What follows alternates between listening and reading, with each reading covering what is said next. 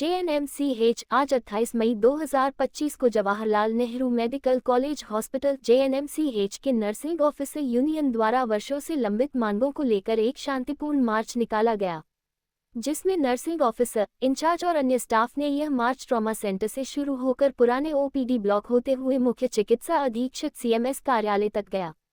इस दौरान यूनियन की ओर से CMS डॉक्टर हबीब रजा को एक आधिकारिक ज्ञापन सौंपा गया।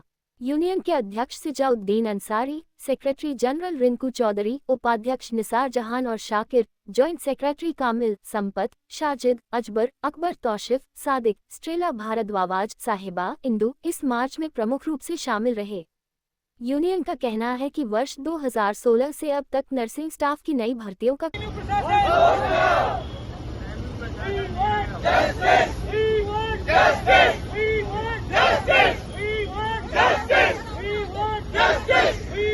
मेरा नाम सिजाउद्दीन अंसारी है। मैं नर्सिंग यूनियन का अध्यक्ष हूँ। तो आज किस तरह का आपने प्रोडक्ट निकाला? आज एक हमने पीस मार्च निकाला है। यहाँ पर स्टाफ की बहुत शॉर्टेज है। पहला हमारा पीस मार्च का पॉइंट है रिक्रूटमेंट। यहाँ पर 2016 में 206 वैकेंसी आई थी। आज 2025 चल रहा है। इन 9 साल के अंदर एक भी वैकेंसी नहीं आई है यहाँ पर। और जो अदर इंस्टीट्यूट है वहाँ पर जैसे बनारस हिंदू यूनिवर्सिटी है, लाइक एम्स है, इनमें 3 से 4 हज़ार वैकेंसी आ चुकी है। यहाँ पर स्टाफ पे बहुत वर्कलोड है। 100 पेशेंट पे 1 या 2 नर्सिंग ऑफिसर काम करते हैं और स्टाफ बहुत फ्रस्ट्रेट होता जा रहा है। जैसे हमें हायर एजुकेशन के लिए जाना हो, हज डेपुटेशन के लिए जाना हो या तीर्थ यात्रा के लिए हम इनके पास फॉर्म भेजते हैं तो वहाँ से जवाब आता है रिटर्न में शॉर्टेज ऑफ स्टाफ।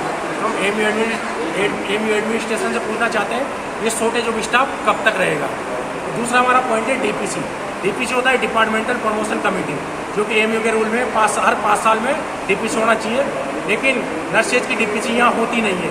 हमारे बहुत सारे सीनियर हैं जो कि सेम पोस्ट से रिटायर हो गए हैं। नर्सिंग स्टाफ पोस्ट पे लगे, नर्सिंग ऑफिसर पोस्ट पे, और नर्सिंग ऑफिसर से रिटायर हो गए।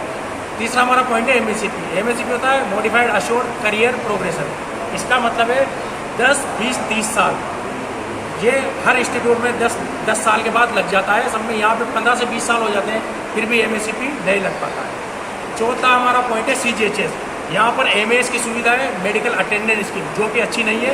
हम चाहते हैं कि उसको चेंज करके हमें CGHS कार्ड प्रोवाइड की जाए। MAS की जैसे हम कोई मेडिकेशन लिखवाते हैं, जैसे डॉक्टर ने ग्रीन लिंटर सिरप एडवाइस करी तो इनके पास जो होती है वही देते हैं। जैसे डोलो एडवाइस करी किसी डॉक्टर ने तो इनके पास जो होती है वही देते हैं। तो हम चाहते हैं कि ये CGHS में इसको कन्वर्ट किया जाए। हमारे फिक्स्ड नर्सिंग स्टाफ है जो कि यहाँ 19,550 में काम कर रहे हैं, जो कि हम चाहते हैं कि जो उनके हमें चाहिए कि उनकी सैलरी कम से कम 30 से 40 हज़ार हो जाए। और जो फिक्स नर्सिंग सैलरी स्टाफ है उसको EL, CL, CPL ये सब मिलनी चाहिए। अभी उनको 6 मिलते हैं। सर, आपकी अगर मांगे पूरी नहीं हुई तो आगे का कदम क्या होगा आपका? अगर हमारी मांगे पूरी नहीं हुई तो हम अलीगढ़ मुस्लिम यूनिवर्सिटी की सड़कों से लेकर दिल्ली की सड़कों तक प्रदर्शन करेंगे।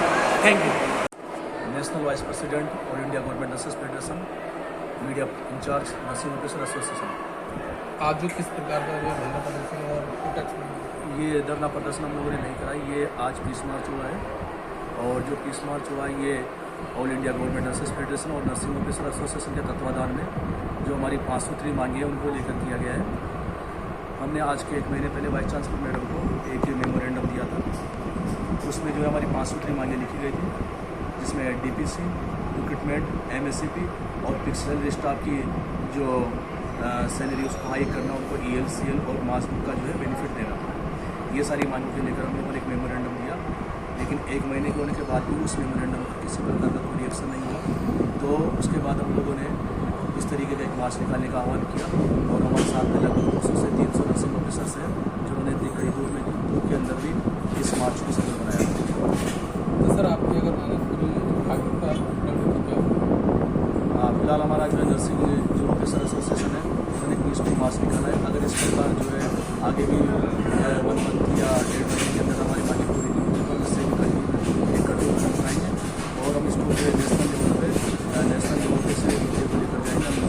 हेल्थ मिनिस्टर से बात करेंगे, मिनिस्टर से बात करेंगे, इसमें बात करेंगे, और फिर भी नहीं होता तो हम लोगों को फिर जो है एक कठोर कदम उठाना पड़ेगा। स्ट्राइक वगैरह के बारे में सोचना पड़ेगा।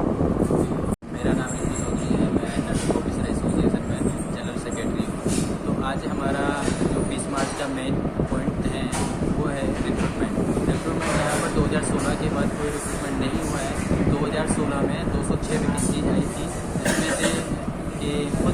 लोग हैं, लगभग 150 के समथिंग लोग हैं वो छोड़ के जा चुके हैं, रेजिग्नेशन हो गया है।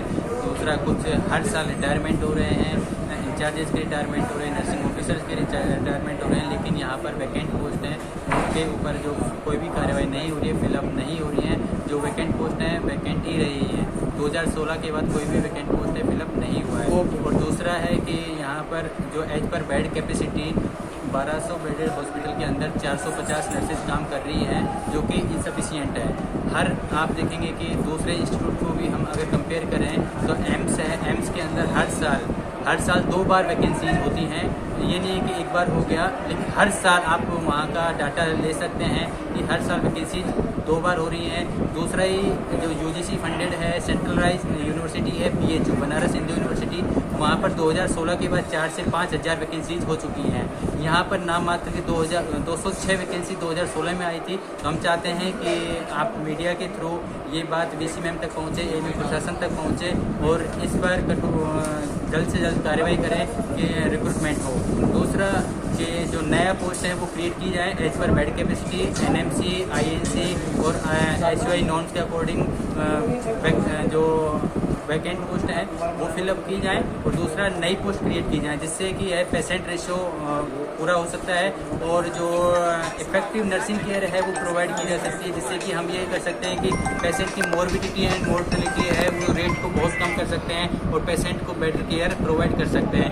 दूसरा, हमारे यहाँ पर CGHS वाली जो फैसिलिटी है वो नहीं है, जबकि BHU में CGHS फैसिलिटी अवेलेबल है। हमारी फैमिली, हम दूसरे स्टेट से बिलोंग करते हैं, हमारी फैमिली राजस्थान में रहती है, हम यहाँ पर रहते हैं। अगर हमारे फैमिली मेम्बर्स कोई बीमार होता है तो क्या हम उसको यहाँ पर लेके आना पॉसिबल है?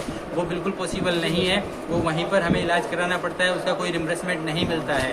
तो हम चाहते हैं अदर इंस्टीट्यूट की तरह हमें भी CGHS फैसिलिटी मिले। दूसरा, हमारे यहाँ पर फिक्स सैलरी वाले एम्प्लॉइज़ काम कर रहे हैं, फिक्स सैलरी वाली नर्सेज काम कर रही हैं। उनकी सैलरी पहले 14,000 थी, अभी 19,000 कर दी है, जो कि नाम मात्र की बहुत कम है। जैसे कि आप देखेंगे कि इतनी बड़ी महंगाई के अंदर 19,000 में कोई कैसे अपनी फैमिली को सर्वाइव कर पाएगा, कैसे अपने बच्चों को एजुकेशन दे पाएगा, कैसे अपने हेल्थ फैसिलिटीज दे पाएगा। तो हम चाहते हैं उनकी भी same work same payment policy लागू होनी चाहिए। उनको लीव पॉलिसी, एक प्राइवेट हॉस्पिटल है उसके अंदर भी लीव पॉलिसी होती है, तो वहाँ पर लीव पॉलिसी उनके लिए बने।